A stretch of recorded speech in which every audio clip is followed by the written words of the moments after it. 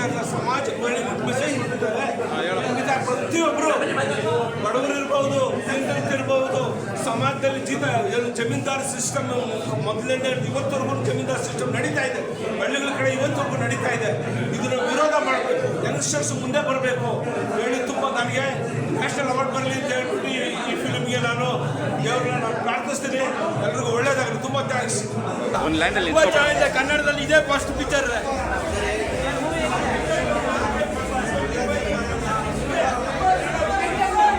ತುಂಬ ಚೆನ್ನಾಗಿದೆ ಸ್ಟೋರಿ. ಅದರಲ್ಲಿ ಕನ್ನಡ ಜನತೆ, ಕನ್ನಡದ ಉಳುವು, ಕನ್ನಡದ ಒಂದು ಕಾನ್ಸ್ಟಿಟ್ಯೂಷನ್, ಕನ್ನಡ ಅಂದರೆ ಏನು ಅಂತ ಈ ಕನ್ನಡ ಚಿತ್ರವನ್ನು ನೋಡಿ ಎಲ್ಲರೂ ಆನಂದಿಸಬೇಕೆಂದು ಕೇಳ್ಕೊಳ್ತಾ ಇದ್ದಾರೆ. ಸೂಪರ್ ಸೂಪರ್ ಅಣ್ಣ. 100 ಡೇಸ್ ಪಕ್ಕ ಹಳ್ಳಿ ಹಳ್ಳಿ.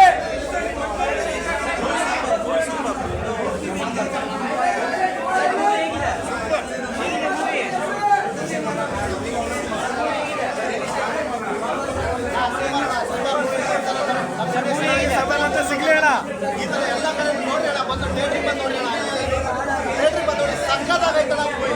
ಬಂದು ನೋಡಿ ಅಣ್ಣ. ಸೂಪರ್ ಹಿಟ್ ಆಗಿದೆ ಮೂವಿ. ದುನಿಯಾದಲ್ಲಿ ಯಾವತ್ತೂ ನಮ್ಮ ಭಾಷೆಗೆ ದುನಿಯಾ ಅಂತ ಕೊಟ್ಟವ್ರೆ ಹೆಸರು ಟೈಟ್ಲು. ಬಾಬಾ ಸಾಹೇಬ್ ಅಂಬೇಡ್ಕರ್ ನೋಡ್ಕೊಂಡು ನಮ್ಮ ಭಾಷೆ ಫಿಲಮ್ ಮಾಡವ್ರೆ. ಕಂಟೆಂಟ್ ತುಂಬ ಚೆನ್ನಾಗಿದೆ. ಫ್ಯಾಮಿಲಿ ಪ್ಲಸ್ ಹುಡುಗರು ಕೂಲಿ ಮಾಡೋರಿಗೆ, ಪಕ್ಕ ಕಷ್ಟ ಬೀಳೋ ಹುಡುಗರಿಗೆಲ್ಲ ಒಂದು ಕಂಟೆಂಟ್ ಮಾಡಿದ್ರೆ ತುಂಬ ಚೆನ್ನಾಗಿದೆ ಮೂವಿ.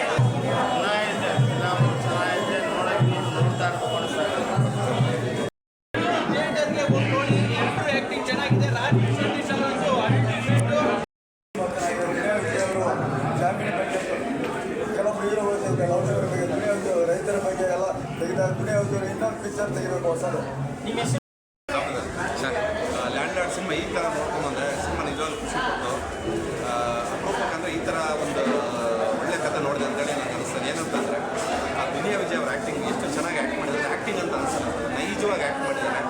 ಬಹಳ ದಿವಸಗಳ ನಂತರ ಒಂದು ಅಭಿನಯಕ್ಕೆ ಒತ್ತು ಕೊಡ್ತಕ್ಕಂಥ ಒಂದು ಅದ್ಭುತವಾದಂಥ ಒಂದು ಮಾತನ್ನು ಮಾಡಿದ್ದಾರೆ. ಸಿನಿಮಾನ ಇನ್ನೊಂದು ಸ್ಪೆಷಾಲಿಟಿ ಏನಂತಂದರೆ ರಾಜ್ಬೀರ್ ಶೆಟ್ಟಿ ಅವರು.